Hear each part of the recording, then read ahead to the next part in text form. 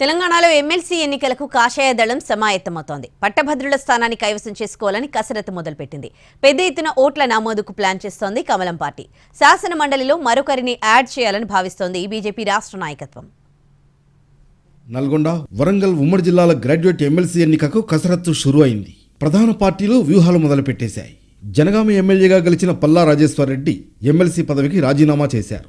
దీంతో ఖాళీ అయిన ఈ స్థానానికి జూన్ 8వ తేదీలోపు ఎన్నిక నిర్వహించాల్సి ఉంది.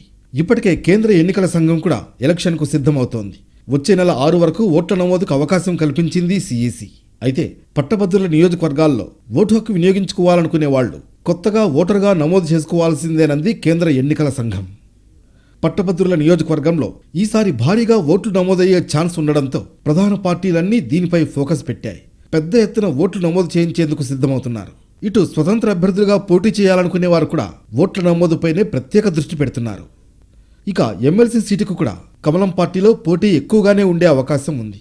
బీజేపీ రాష్ట్ర కార్యదర్శి ప్రకాష్ రెడ్డి గ్రాడ్యుయేట్ ఎమ్మెల్సీ సీటుపై కన్నేశారు. గత ఎన్నికల్లో పోటీ చేసిన ప్రేమేందర్ రెడ్డి, బీజేపీ రాష్ట్ర ప్రధాన కార్యదర్శి కాసం వెంకటేశ్వర్లు కూడా ఆశావహుల్లో ఉన్నారు.